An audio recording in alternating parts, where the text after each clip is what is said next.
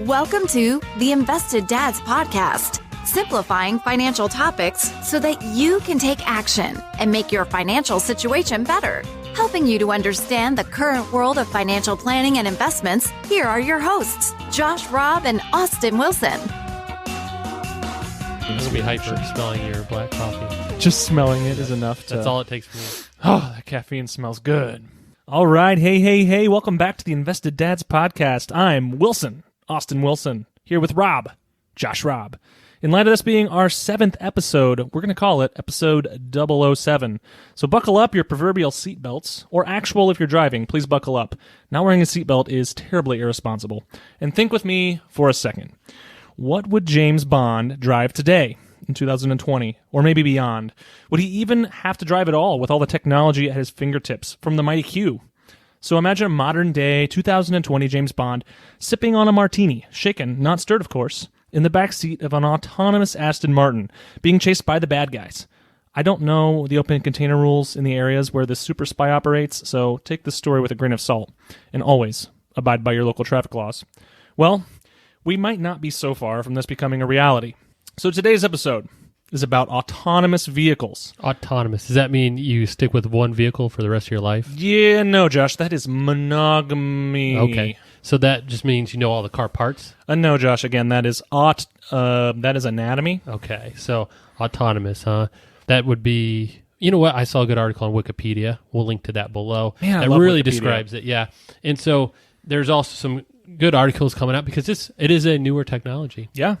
And but there are 5 levels to autonomous vehicles, right? So autonomous vehicles are vehicles that have technology to reduce the amount of things the driver has to do. And so level 0, so there's 5 levels. Level 0 is a car with no driver assistance. So there's really 6 if you include level 0. Yeah. 0 is just none, no autonomy. So James Bond would say about level 0, well, I like to do some things the old-fashioned way. That's true. And that would be like my Jeep Wrangler. There's no help. It doesn't even whatsoever. shift for you. It does not. I have to do that myself. Like a horse and buggy. Yep. So level 1, though, is the first level autonomous vehicles, and that's where they have not cruise control, but adaptive cruise control, and also some sort of lane assistance.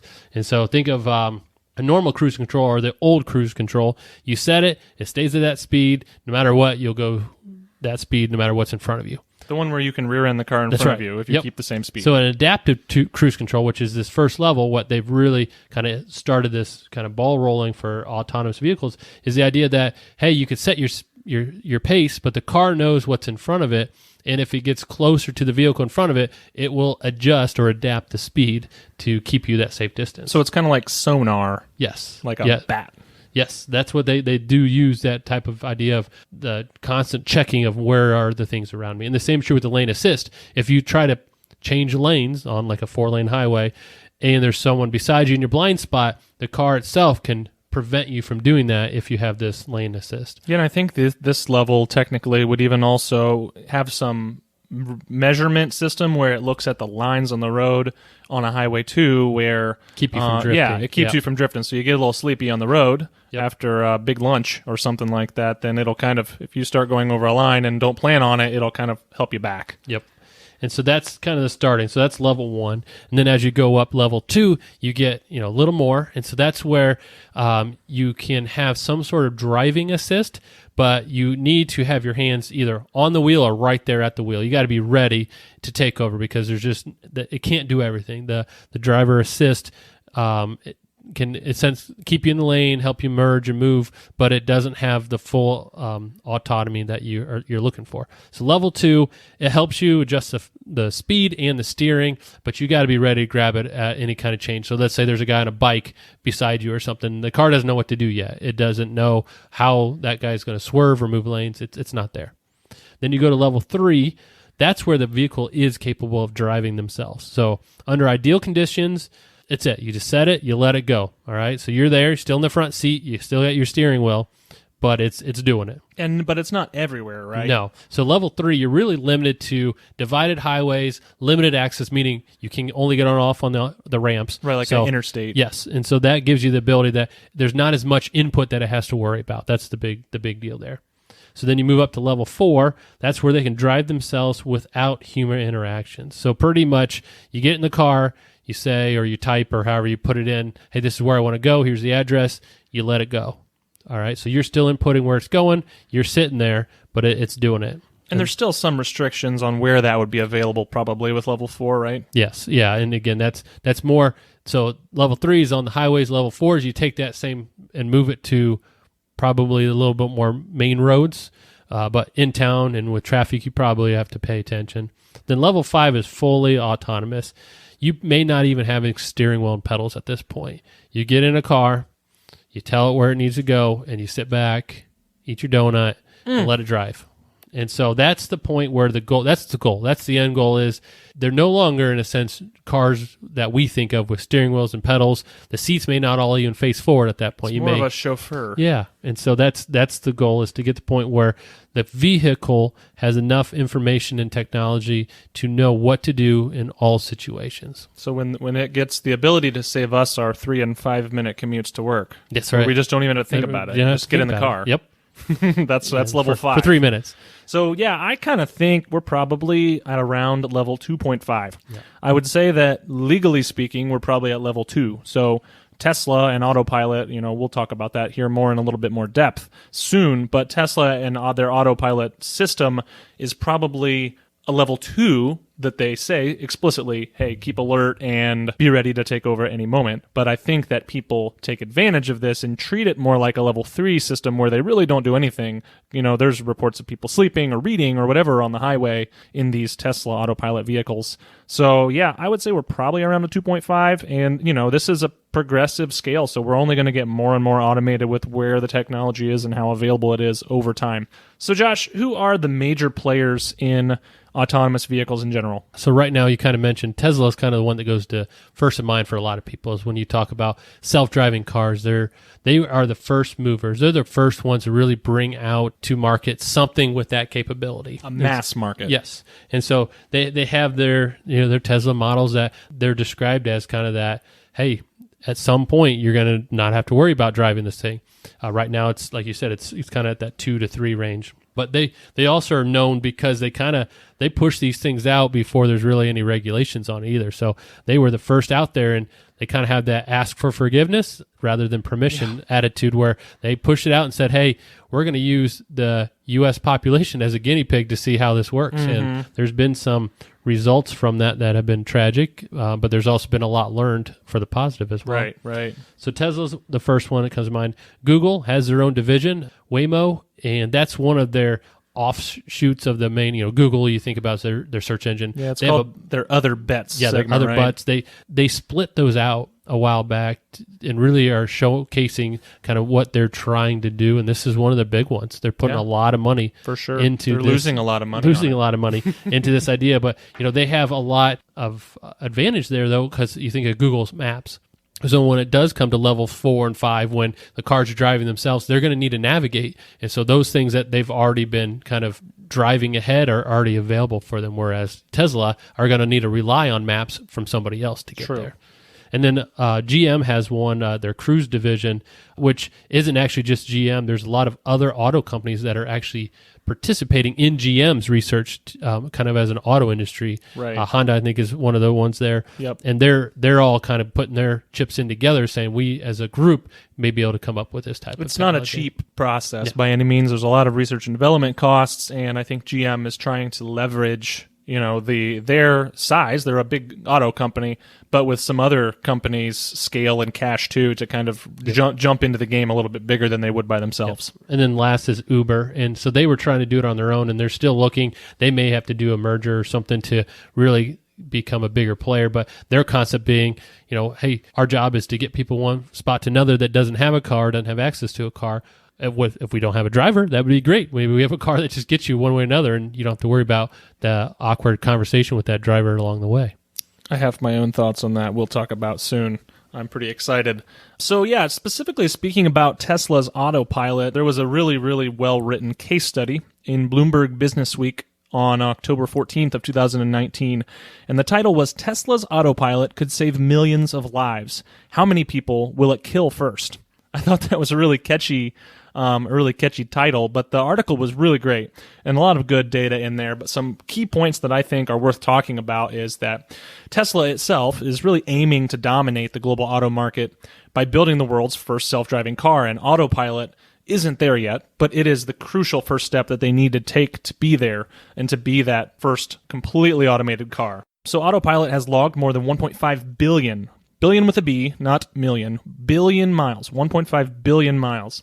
And while the manual states that drivers need to pay attention, so while they would say that it's a level 2, that's not always been the case, and many users trust the technology and even sleep or read while driving. So it's a little bit more the level 3 where they probably Tesla itself wouldn't really say it's quite that safe yet, but they're working on it. So the artificial technology is really all about machine learning. So it's actually killed 4 or 5 people over this time, but the more data that the systems collect, the better the technology can get. So the technology just self-learns. So the more data that's in there, the more the cars have seen, the more the cars have reacted, or that they've just learned on being on the road for billions of miles now, and it makes it better and better all the time. So when you talk about that, it's, they're learning from the experiences. Right. And that part of that is not only how they react, but how the driver reacts as well, right? So going back to my bicyclist, so if there's a bicyclist on the side of the road, it could do a lot of things. Now, us as humans, we've seen people on bikes before. So if we see them leaning or there's a car in front of them, we know they tend to swerve out when they're going around a car. We know what we're doing. The car doesn't until it sees it multiple times and learns, okay, a bike in front of me on the right, if another car is approaching it, it tends to swerve in front of me. I need to slow down and give it space. That's the learning that it does, is over experiences. And that's actually one of the key weaknesses in the software currently, is that there's no official recognition yet of motorcycles and bicycles, where they're so small and they do things so differently than a car that they have not yet learned enough to make those informed decisions, the cars themselves. So it requires more of a human oversight, and that's probably one of the bigger pitfalls of the technology as of now. And me as a motorcycle rider, it scares me to death, because I'm like, if I'm riding along the highway and Tesla's cruising down the road and doesn't see me and swerves, that's not good. Yeah. So or sees you and reacts differently. The wrong way. Yeah. Exactly. So hopefully over time that will get better. But, through this machine learning and this artificial intelligence, new updates are constantly being rolled out. The owners really say every couple of weeks there's a big update, and that every single update, the software makes the car seem and react more human-like. Mm-hmm. So I think we're headed the right direction, and I'm hoping personally that I hear some good news on the motorcycle bicyclist side of things in the future, because I think that might be a hang-up, not necessarily for people who, obviously people who ride motorcycles and bicycles, but people who own the cars don't want to buy a car that would do something unsafe. And when you talk about acting more human-like, we're trying to get away from acting human-like, but you want human at least understanding, and that's kind of where it's getting to. It has a faster reaction time, but you want it to react the same way human would, but just quicker. Right. And when it comes to more consistent. Yeah. And when it comes to the human piece of that, early on when they first rolled this out, it was a lot of jittering, starting and stop, because the computer was just very confused with it. There's a lot of data being pushed through it. But it's over time, okay, a parked car is not scary from the computer standpoint because it's not moving anywhere and I can ignore it. But when it kept seeing cars early on, it kept thinking, oh, brake, it could turn. Well, there's nobody in it to make it turn, so it has to acknowledge what and when it's doing something. Somewhere there's a YouTube video out there probably of the first Autopilot drive. It was Whiplash probably all over. Awful. But the truth is that human error has really caused, roughly 94% of accidents on the roads, and that artificial intelligence can save lives over time as these machines get better at reacting, and they can react quicker because they're not flawed like a human mind. A human mind is very powerful, but nowadays some of these computers can make quicker decisions than the human can, and that in the long run will save lives. We're not really there yet. It does seem like society really has a perfection requirement for this to really fully approve of this technology, where, in my opinion, just being safer than a human I would rather that be the threshold. Now, that kind of plays to the title, it's going to save a lot of lives, but there are people that are going to be impacted and already have been first, and I think that's a tough reality of this kind of technology. And I think it's the same with a lot of these technologies over time. So that's Tesla Autopilot. Another couple interesting points is that, renting out your Tesla, that's something that Elon Musk has talked about, where if you have a Tesla with full autopilot, you should be able to rent it out when you're not driving it to really rideshare and let other people pay you to use your car when you're not using it. So Musk says that you can't afford not to, and he's actually said that owning a car other than a Tesla would be like owning a horse in a few years. It just wouldn't make financial sense. It's going to be rough. I'm allergic to horses. I know. So, Josh, you might have to have a Tesla Jeep. It's the Cybertruck. Yeah. You're going to get a Jeep truck. That's the weirdest car I've ever seen.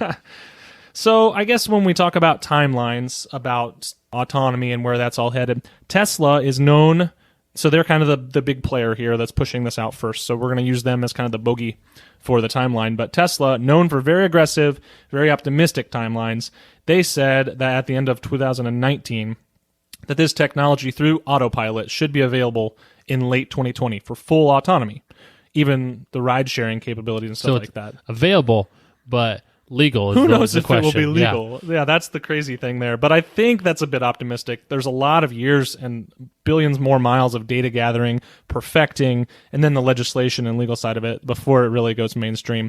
Plus, if you check out our recent episode where we made 20 bold predictions for 2020, we do briefly discuss how we think the Cybertruck launch will be late, as Elon Musk sometimes has problems with his optimistic deadlines, like he snoozes those reminders on his iPhone.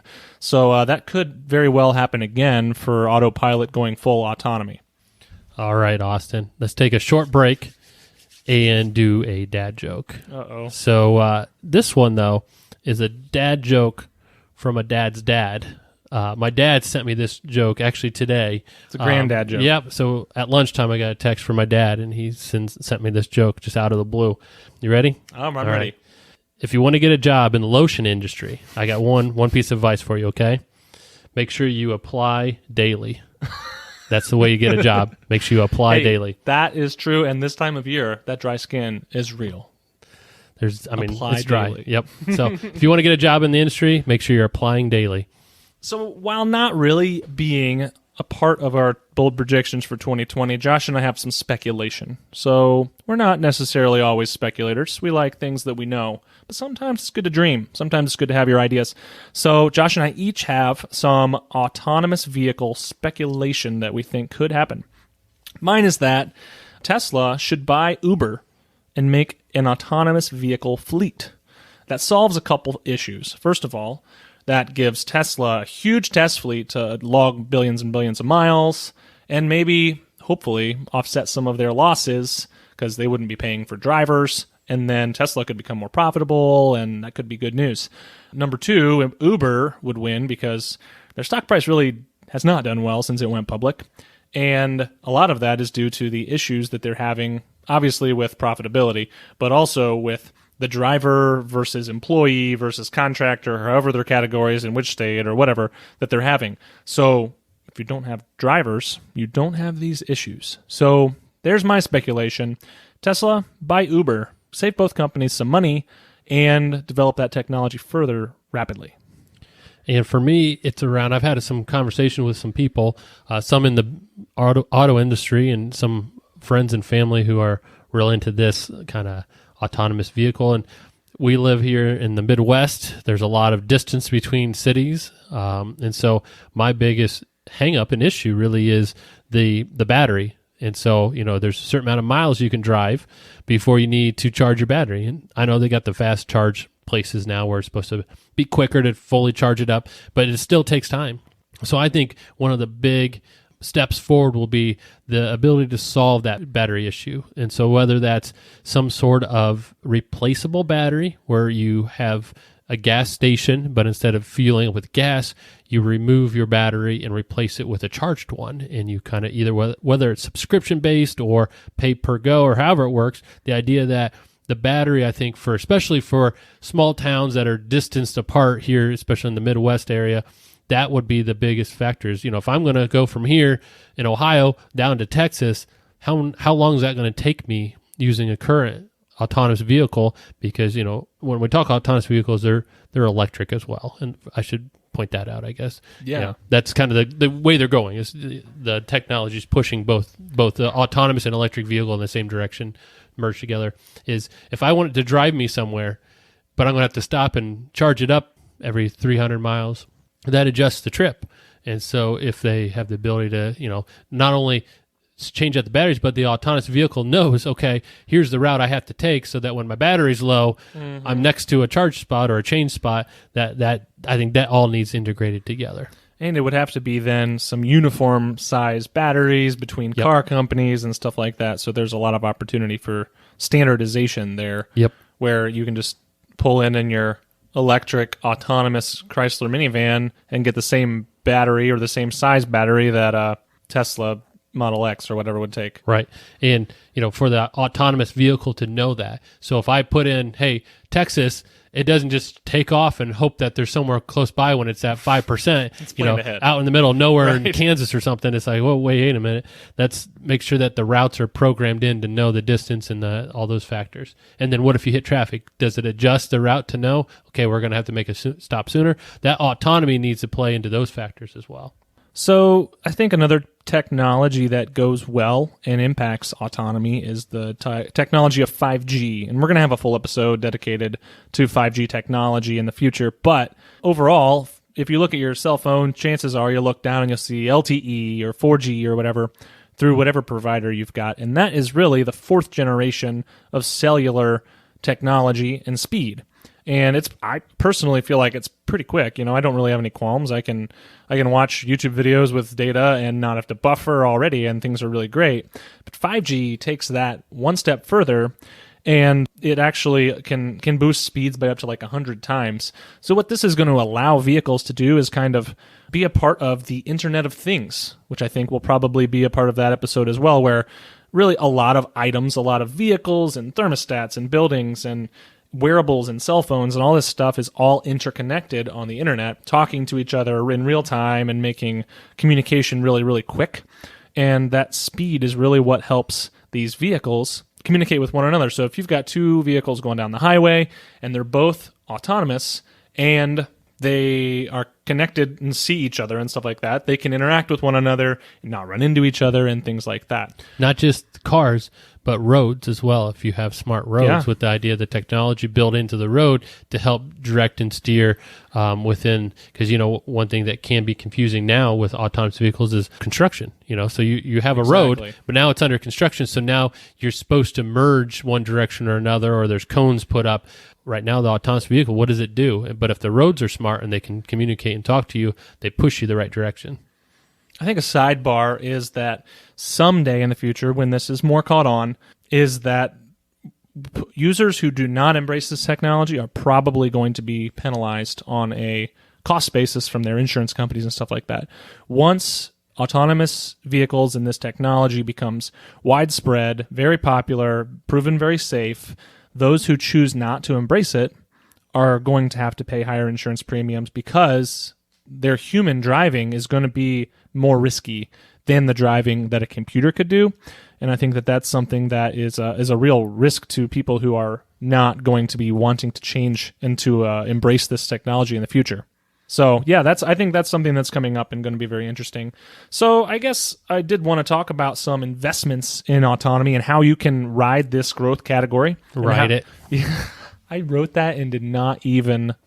Man, You're I'm so good. funny by yourself. I'm good. We're not even trying. So yes, how can I be a participant of the trend of embracing Be autonomous a passenger technology? in this. How can I ride along?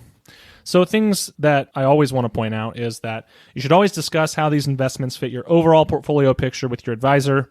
Some investments, however, that could offer significant exposure to autonomy could be automakers. So companies like Tesla, we already talked about. General Motors, we already talked about. Ford also obviously has their own autonomy projects and stuff going on, electric vehicle projects going on. Those are just the United States companies around that specifically. Also tech companies, Google is one specifically with their Waymo division. You've got chip companies, Intel, Qualcomm, NVIDIA, AMD, Skyworks Solutions. These kind of technology companies are ways that are definitely going to be used in these vehicles, as they need a lot of processing power for sure. 5G companies, when you're talking about how the internet, the connectivity and the Internet of Things is going to impact this, companies like Verizon, AT&T for sure are going to have an impact here.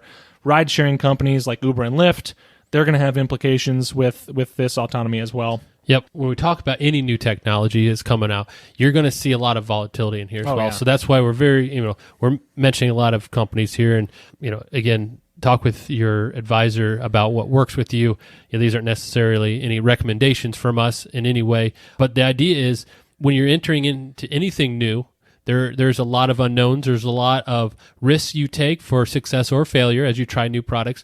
But now we're not talking not only about a new technology, but a new technology that could potentially hurt or kill people. So you're adding in another factor that the government at some point may step in as well. So, this is looking forward, especially when it comes to investing, is you got to be cautious and understand what you're getting into before you invest. Right. Because there's a lot of factors at play, including human lives, which could have a big impact on regulation. Absolutely. And also, we'll probably discuss this more as this podcast grows, but investing in single securities can be a lot more volatile than investing in a fund or a separately managed account portfolio or something with some diversification, but an opportunity to kind of diversify a little bit but still be focused on this trend. Now, and this is not in any way sponsored by any of these investments, but there are some ETFs that kind of track this autonomous vehicle movement, and we'll have a future episode talking about ETFs in general and what they are and how to use them in your portfolio. But there's one with the ticker DRIV, which is the Global X Autonomous and Electric Vehicles ETF. And there's one called the Crane Shares Electric Vehicles and Future Mobility ETF, which is KARS. Innovation Shares Next Gen Vehicle and Technology ETF, EKAR. So wait, slow down. One of the cool things about ETFs is with stocks, there's a lot of companies out there. So a lot of the cool tickers are taken. Mutual funds, you need the X on the end. Pretty much all the mutual funds, they're long. They're kind of a hodgepodge of letters. ETFs, which are newer, there's a lot of cool little abbreviations you can get with your tickers, right? So we got Drive, DRIV. You got CARS, KRS. Then you got ECARS, EKAR. So, it's fun. And every time I see those tickers, it just cracks Makes me you up. want to invest in it just because it's just got a the idea creative that, ticker. They probably have somebody on staff that's the whole job is just come up with a cool ticker for their ETF trade. I know, and I bet there's like bidding wars for tickers. Oh, I bet. Yeah. Because it's like the internet, back when people were domain grabbing names. up domain names. Yeah. Man, domain flipping, ticker flipping, that's where It it's is. at. You buy it for nothing, you sell it for billions. So, Josh, what is really the biggest hang up when it comes to autonomy and that technology? Yeah. So there was a survey by Car ID, or do you call it Carid? Carid? I don't know. I'm going to go Car ID. Car ID. I think But that's we'll probably link it better. below just anyway. Yeah, there's a link. But they were surveying and asking, would you drive a new autonomous car? And so the survey, first they asked people to identify what an autonomous vehicle was, which the answer being controlled by technology, entirely by technology. 48% were able to correctly guess that's what an autonomous vehicle meant. 52% thought that there was some sort of human control. So more than half really don't really understand fully what yeah, autonomous so vehicles there's still are some anyway. education that needs to happen, I Right. think. So keep that in mind as you look at some of these answers, that half the people didn't fully understand a fully autonomous vehicle. James Bond would say that's shocking, positively shocking. So in this survey, 75% of respondents said, given the choice, they would rather drive than ride in an autonomous vehicle. 75%. Seems high to me considering, have you ever been on a trip with little kids? Oh, yeah. If I could stop driving and pay attention to their screaming and help them with Dad, play with me. Yeah, or just, hey, hand them that juice box and that snack to get them the rest of the way. That would help with the trip. Yeah, for don't do that everybody. while you're driving. That's just not smart. 64% said they would choose autonomous vehicles and they would rather own than rent or hire one. So even going back to that, what Musk was saying, that he thinks that it'll be more of a rideshare idea, that still, 2/3 of the people would rather own it, still want to own a vehicle. That mindset of owning is still there. If you look at if the question was asked, okay, if you're in a fully autonomous world, okay, we have self-driving cars, would you miss driving? 71% said they would miss driving. I think I'd fall in that boat, yeah. I think so, but I also feel like that number's probably high and it's only going to go down over time because millennials and younger, less and less people are driving all the time, and people are moving to bigger cities where driving is less of a big deal. So I feel like that number is going to trickle down over time. It seems a little high to me, but it kind of makes sense for where we are today if the majority of your drivers are older anyway. Yeah. I was talking with even my little kids. They were saying that at school, their teachers talking about they may not even have to get a driver's license, depending on this advancement of technology. You have some of these little kids in 15 years, there may be these vehicles where it's maybe not the same driver's license thing that we're used to because there's less driving involved. Just hold on to your Jeep so you can show them what it's like to ride on a horse and buggy. Yeah. Dad, what is that? What is that stick you keep shifting on? There's a steering wheel. What do you turn that for? So as we look through some of these other questions they had, one of the other ones was 55% of that survey said that they think having autonomous vehicles would greatly reduce but not eliminate accidents, while 24% said they think it would stay the same, and then the rest were kind of in between. But greatly reduce, half the people think that will help. And so I think that'll be a big piece of moving it forward because, like I said, the government at some point is going to have to make some decisions on what they allow, what they don't, who's responsible for accidents, all that stuff. And if the general population in the United States is leaning towards wanting this and thinking it will help in the long run, that may help push the legislation one way or another. I think another key point is to think of where America is going to fall in the global picture of autonomy. Are we going to lead it, or are we going to lag and adopt it after China or somewhere in Europe adopts it? And I think based on the fact that we have the largest tech companies, some of the largest car companies in the world, that will probably lead it, but it's going to take the adoption, the public trust and adoption thoughts first. All right. So last piece of that survey, when asked how they would feel about riding in an autonomous vehicle, 8% said they would feel very safe, 38% said somewhat safe, 29% said somewhat unsafe, and then 24% said very unsafe. That's the ticker. If we say right now, Austin, if I had a vehicle out there and I said it was fully autonomous right now, because I think that was their question they asked, like driving now, how would you feel? Right now, I would say somewhat unsafe. I think I'm in the same boat. I mean, I think that there would probably be fail-safes in place that would keep it from being very unsafe. Yeah. But I think that especially in the day-to-day driving that I do, not quite there yet. No. But yeah, if I was going to jump on the highway and what's available now in the Tesla or anything along that route, I would say if I'm on the highway, I would probably have my hands somewhere right around the steering wheel. Right. And I don't know if I would get any benefit of any sort of relaxation from that it's more of a stressor. But I would say I would be somewhat unsafe because had I see a car approaching me, I would get a little more antsy, have my foot hovering over the brake. Right. But I think I would, somewhat. I think the key statistic there is that well over half of respondents to that survey, and take that with a grain of salt, it was probably, I don't know how big the survey was. Yeah, about a couple thousand, just around 1,000. Yeah. But over 50% said somewhat unsafe or very unsafe. So more than half the population, you could extrapolate that to say not quite trusting autonomous safety. Yep. So Josh, what is next? Like, what are some of the next things that could be impacted by autonomous vehicles, autonomous driving, those kind of things? Yeah, I think obviously the end goal is anything that requires some sort of driving will become autonomous. So the big one would be airplanes. So if you think about that one, I think that will also be the hardest one. If you look at what happened with Boeing, they're starting to, and not just them, but in general, that industry is moving to having more computer-driven results, less manual from the pilot.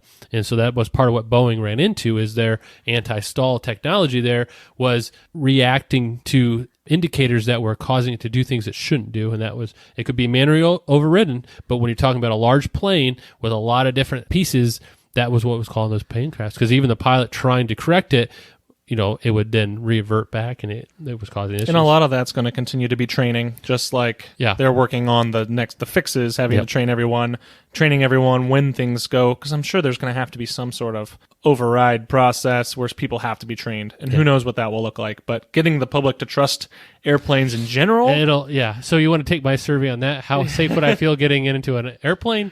Yeah, that would be very unsafe right now. But yeah, that's the biggest thing, is that coming up with that people's mindset, because, another one would be trains. So if you think about trains, I think that would be one that would be a lot easier to automate. Easy. You're stuck on a track. It's not like you have to make turns anywhere. On or off. Yeah, but you still see, Amtrak's had some accidents the last couple of years, Yeah. and there are pieces that are automating, but they're adjusting the speeds and stuff. And you think of subways and the larger cities where, they're making these periodic stops. We were at the airport, and they have those little tram systems, and I don't see anybody in those. Those are pretty automated, where I think the technology is there where when you're stuck on a track, it makes it a little easier because there's less decisions. There's no one crossing in front of you from a train standpoint. Trains don't, Right. merge lanes like that. Yeah. And so I think there's some room there for that automation. And the big one for cost saving would be trucking.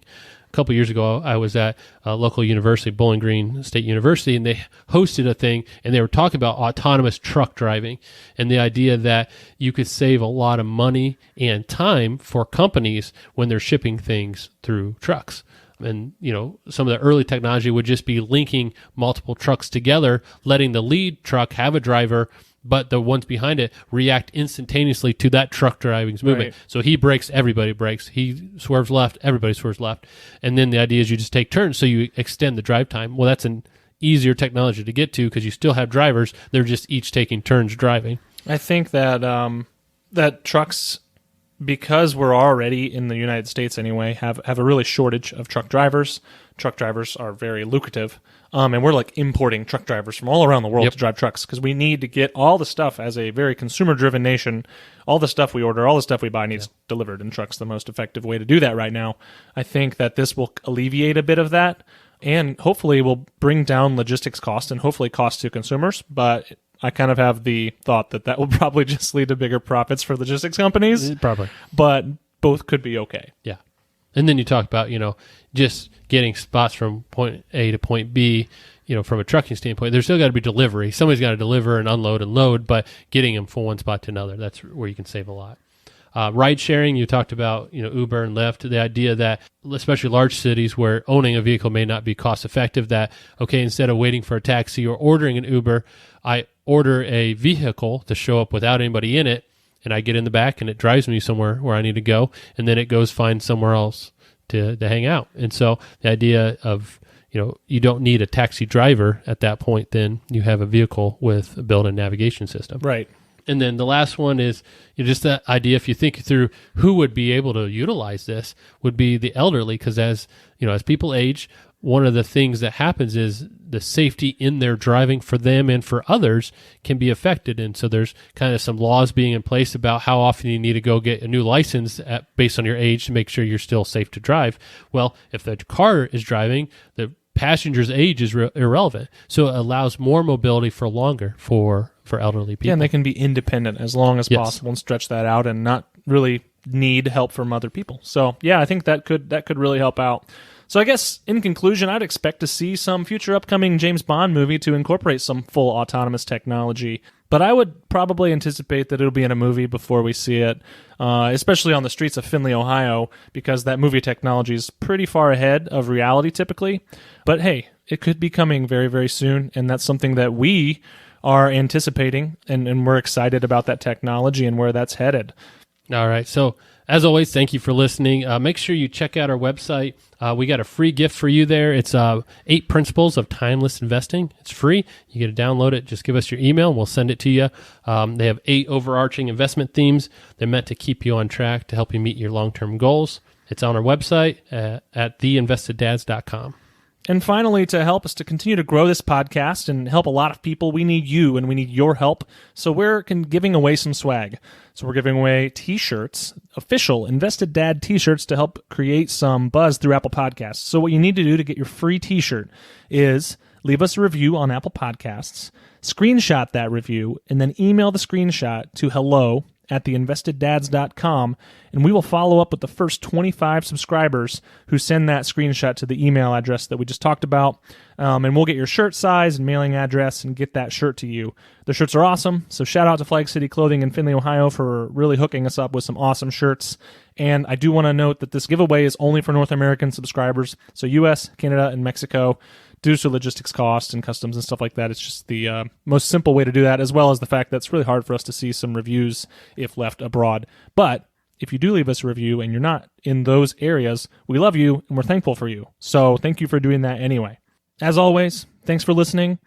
Yeah. If you liked what you heard, subscribe so you can get future episodes as they come out. We'll be launching episodes every single week on Thursdays. Have a great day. Thanks. Bye. Thank you for listening to the Invested Dads podcast. This episode has ended, but your journey towards a better financial future doesn't have to.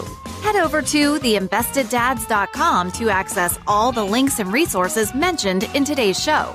If you enjoyed this episode and we had a positive impact on your life, leave us a review, click subscribe, and don't miss the next episode. Josh Robb and Austin Wilson work for Hicks & Zerker Capital Management. All opinions expressed by Josh, Austin, or any podcast guests are solely their own opinions and do not reflect the opinions of Hicks & Zerker Capital Management. This podcast is for informational purposes only and should not be relied upon for investment decisions. Clients of Hicks & Zerker Capital Management may maintain positions in the securities discussed in this podcast. There is no guarantee that the statements, opinions, or forecasts provided herein will prove to be correct. Past performance may not be indicative of future results. Indices are not available for direct investment.